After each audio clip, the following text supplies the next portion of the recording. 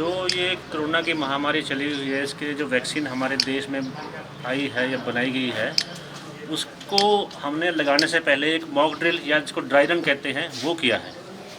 मतलब कि उसमें वैक्सीन नहीं है, वैक्सीन के अलावा बाकी सब कुछ वैसे ही है। और हमने 25 डमी मरीज बुलाए हुए हैं और ज़िले में कुल 6 जगह है हमारे पॉलीक्लिनिक में, उचाना, नरवाना, सफ़ीदों, काड़वा और अड़ेवा। ठीक है। और ब्रीफ आपको हमारे ये डिस्ट्रिक्ट इम्यूनाइजेशन अफसर हैं डॉक्टर नवनीत और डॉक्टर दीपिका हैं, हमारी अर्बन नोडल अफसर इम्यूनाइजेशन, ये ब्रीफ करेंगे। पहला हमने रखा है वो है वैक्सीनेशन ऑफिसर नंबर 1। वो आने वाले जो बेनिफिशियरी होंगे उनको चेक करेगा कि उनके मोबाइल में फ़ोन मैसेज आया है या नहीं आया है। वो लिस्ट में नाम चेक करेंगे, बाकायदा एक आईडी दिखाई जाएगी जिसके तहत रजिस्ट्रेशन हो चुका है पहले। उसके बाद फिर हमारा दूसरा चरण होगा, उसमें वेटिंग रूम होगा, जो उसमें सोशल डिस्टेंसिंग करके उन लोगों को बैठना है, एक कुर्सी छोड़ के एक, सबने मास्क लगाया हुआ है या नहीं लगाया हुआ। फिर उसके बाद जो हमारा तीसरा चरण होगा उसमें हमारे आईटी स्पेशलिस्ट, कंप्यूटर स्पेशलिस्ट बैठे होंगे, जो एक पूरा ऑनलाइन पोर्टल है उसके अनुसार ही सब कुछ होना है। तो उसके अकॉर्डिंग वहाँ पे वो चेक करेंगे सब उनका सर उसमें डिटेल्स वगैरह, बेनिफिशियरी मैनेजमेंट सिस्टम को चेक किया जाएगा। फिर उसके बाद हमारी जो चौथी साइट होगी वहाँ पे वैक्सीनेशन लगेगा। वैक्सीनेशन लगने के बाद जो बेनिफिशियरी है उसको 30 मिनट वेट करना पड़ेगा कि उनको कोई दिक्कत तो नहीं हो रही है, ब्रेथलेसनेस दिक्कत तो नहीं हो रही है, या फिर रैशेस, स्वेलिंग ये सब हो जाती है। तो हम 30 मिनट उनको बताया जाएगा कि भाई मास्क लगा के रखना है, सोशल डिस्टेंसिंग मेंटेन करनी है उनको, कि 28 दिन बाद दूसरी डोज लगेगी। उनके फ़ोन पे मैसेजेस आएंगे, होने के बाद भी उनके फ़ोन पे मैसेज होगा कि आपका वैक्सीनेशन हो चुका है। कितनी डोज लगती है? 2 डोज लगेंगी। एक आज जैसे लगी तो फिर दूसरी डोज। हमारा कोविड अप्रोप्रिएट बिहेवियर हमने चेक किया कि कैसे हम उस चीज़ को मेंटेन कर सकते हैं, कैसे एक आइडियल साइट को हमने डेवलप करना है, ताकि ये ना हो कि लोग हमारे पास अपने बचाव के लिए टीका लगवाने आए हैं और हम उनको इन्फेक्शन ना दे दें।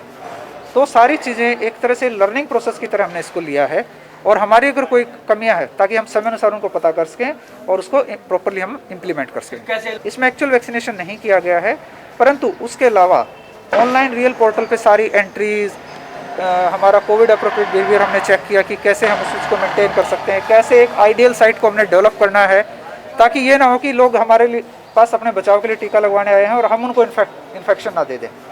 तो सारी चीज़ें एक तरह से लर्निंग प्रोसेस की तरह हमने इसको लिया है, और हमारी अगर कोई कमियां हैं ताकि हम समय अनुसार उनको पता कर सकें और उसको प्रॉपरली हम इम्प्लीमेंट कर सकें। कैसे लगाई जाएगी? जैसे टीके आपने बताया किस तरह से अपने आप को भी सुरक्षित रखना है?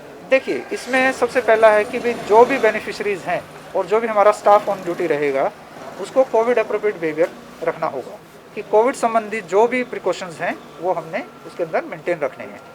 इसके बाद जो भी हमारा बेनिफिशियरी रजिस्ट्रेशन सिस्टम वो गवर्नमेंट के इंस्ट्रक्शंस के अनुसार पहले से ही रजिस्टर्ड बेनिफिशरीज होंगे। जैसे पहले चरण में हम हेल्थ केयर वर्कर्स को रजिस्टर कर रहे हैं, तो सबसे पहले उनका वैक्सीनेशन किया जाएगा। दूसरे चरण में फ्रंट लाइन वर्कर्स, जिसमें हमारी फोर्सेज होती हैं और हमारे जो सैनिटेशन वर्कर्स हैं, रेवेन्यू स्टाफ है, उन सबको कवर किया जाएगा। थर्ड स्टेज में हम जनरल पब्लिक में जाएंगे, जिसमें सबसे पहले हम 50 साल से ऊपर के सभी लोगों को कवर करेंगे। उसमें भी हमने 2 में कवर कर रखा है, 50 से 60 साल और 60 साल से ऊपर के। उसके बाद चौथे चरण में हम लोग 50 साल से नीचे के उन लोगों को पहले कवर करेंगे जिनको कोई ना कोई गंभीर बीमारी या कोई क्रोनिक डिजीज़ है। तो इस प्रकार से हम इस चीज़ को पूरा करेंगे। चूँकि ये एक हमारा फिक्स कोहोर्ट है हमारी बेनिफिशरीज़ का, कि हेल्थ केयर वर्कर्स को हम वैक्सीनेट करने वाले हैं, तो इसके लिए हम शुरू में जो सेशन साइट्स बनाएंगे वो हमारी PHC स्तर के स्वास्थ्य संस्थानों में ही होगी।